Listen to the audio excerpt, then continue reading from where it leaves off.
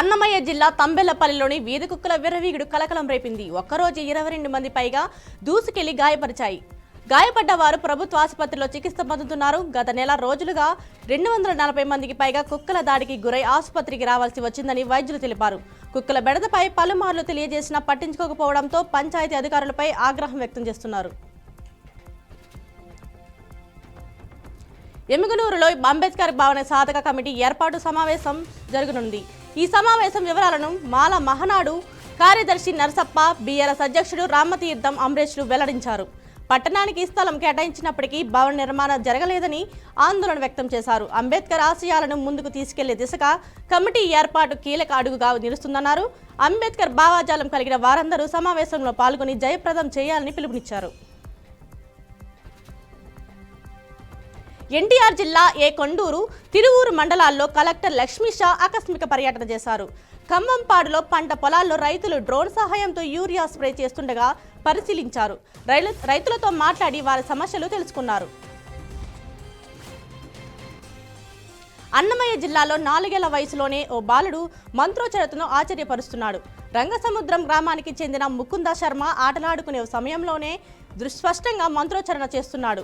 తండ్రి అకాల మరణంతో క్లిష్ట పరిస్థితుల్లో జీవిస్తున్న ఈ బాలుడు చైతన్య చిల్డ్రన్ అకాడమీలో చదువుకుంటున్నాడు. స్కూల్ యాజమాన్యం 50% రాయితీ ఇస్తూ సహకరిస్తుండగా అతని ప్రతిభను చూసి సోషల్ మీడియాలో వీడియోలు వైరల్ అవుతున్నాయి. లంచం తీసుకుంటూ ఏసీబీకి చిక్కిన మత్స్యకార అధికారి. నల్గొండ జిల్లాలో మత్స్యకార అధికారి చరితారెడ్డి 20,000 లంచం స్వీకరిస్తూ ఏసీబీకి పట్టుబడ్డారు. ఘటనపై కేసు నమోదు చేసి దర్యాప్తు కొనసాగిస్తున్నట్టు అధికారులు తెలిపారు. తూర్పుగోదావరి జిల్లా గోకవరం వద్ద నాటు తుపాకీ స్వాధీనం చేసుకున్నారు.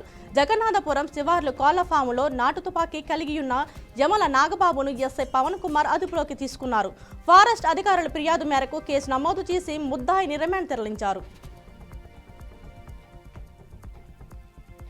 జవహర్ నగర్ పోలీస్ స్టేషన్లో పరిధిలోని కాఫ్రాలో గర్భిణీ మహిళ హత్య ఘటన కలకలం రేపింది. సాకాత్ టవర్స్ మెయిన్ రోడ్డుకు పక్కన చెట్ల పొదల్లో గుర్తు తెలియని గర్భిణీ మహిళ మృతదేహం లభ్యమైంది. దుండగులు బండరాళ్లతో కొట్టి హత్య చేసినట్లు పోలీసులు భావిస్తున్నారు. ఘటనా స్థలానికి చేరుకున్న పోలీసులు కేసు నమోదు చేసి దర్యాప్తు చేస్తున్నారు.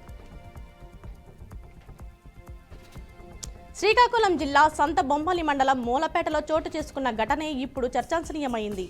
గ్రామ సొమ్ము వివాదం రెచ్చిపోయి చట్టరక్షకుడే దాడికి దిగడం ఆశ్చర్యం కలిగిస్తుంది. వైసీపీ సర్పంచ్ బంధువుపై ఎస్సీ నారాయణరావు చేసిన దాడి స్థానికులను షాక్కు గురి చేసింది. ఆసుపత్రిలో చికిత్స పొందుతున్న బాధితుడిని పరామర్శించేందుకు రాజకీయ నాయకులు కూడా చేరుకోవడం ఘటనకు మరింత ప్రాధాన్యం తీసుకొచ్చింది. పల్నాడు జిల్లాలోని సత్తెనపల్లి మండలం అబ్బూరు గ్రామంలో గల చెరువులో గుర్తు తెలియని మహిళ మృతదేహం లభ్యమైంది. స్థానికుల సమాచారం మేరకు ఘటనా స్థలానికి చేరుకున్న పోలీసులు మృతురాలిని అదే గ్రామానికి చెందిన రాజపాటి సామ్రాజ్యంగా గుర్తించారు. గత 4 రోజులుగా ఆమె కనిపించడం లేదని ఆమె కుమారుడు గోపి పోలీసులకు ఫిర్యాదు చేశాడు. ఈ ఘటనపై పోలీసులు కేసు నమోదు చేసి దర్యాప్తు చేపట్టారు. కర్నూలులో విషాదం ఘటన. ఉద్యోగం కోసం కన్న తండ్రిని హతమార్చిన కొడుకు. పులకుర్తి గ్రామానికి చెందిన ఆర్టీసీ డ్రైవర్ రామాచారిని కారుణ్య నియామకం ద్వారా ఉద్యోగం పొందాలనే దురుద్దేశంతో తన కుమారుడు వీరసాయి రోకలి పంటతో కొట్టి చంపాడు. ఈ ఘటనపై పోలీసులు కేసు నమోదు చేసి నిందితుడిని అదుపులోకి తీసుకున్నారు. ఈ అమానవీయ చర్య స్థానికంగా తీవ్ర కలకలం సృష్టించింది.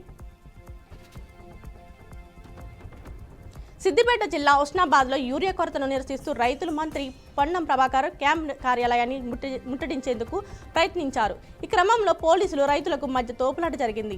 రైతులు క్యాంప్ కార్యాలయం ముందు బైఠాయించి నిరసన తెలిపారు. భద్రాద్రి భువనగిరి జిల్లా చౌటప్పల్ పట్టణంలో యూరియా కొరత కారణంగా ప్రాథమిక వ్యవసాయ సహకార పరపతి సంఘం వద్ద రైతులు బారులు తీరారు. ఈ సమస్యను దృష్టిలో ఉంచుకుని అధికారులు ప్రతి రైతుకు 2 బస్తాల చొప్పున యూరియా అందిస్తున్నారు. ఎటువంటి అవాంఛనీయ ఘటనలు జరగకుండా ఉండేందుకు పోలీసుల పర్యవేక్షణలో వ్యవసాయ అధికారులు, సింగిల్ విండో సిబ్బంది యూరియా పంపిణీ చేస్తున్నారు.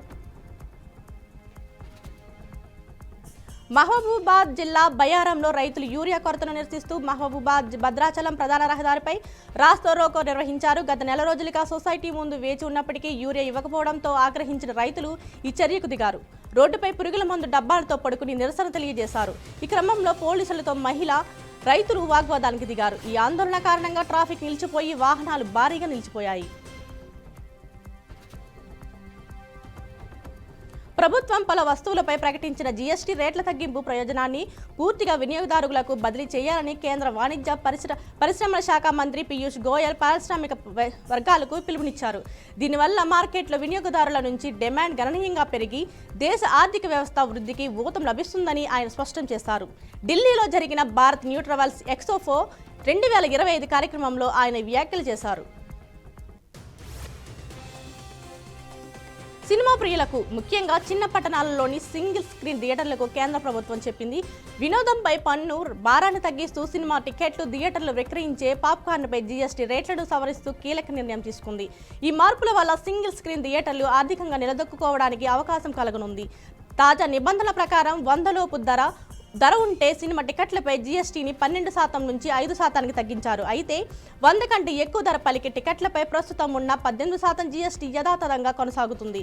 ఈ కారణంగా మల్టీప్లెక్స్లు, ప్రీమియర్ థియేటర్లపై ఈ మార్పు ప్రభావం దాదాపుగా ఉండదు. ప్రధానంగా చిన్న పట్టణాలు, గ్రామీణ ప్రాంతాల్లోని థియేటర్లకు ఈ నిర్ణయం ప్రయోజకం చేకూర్చుంది.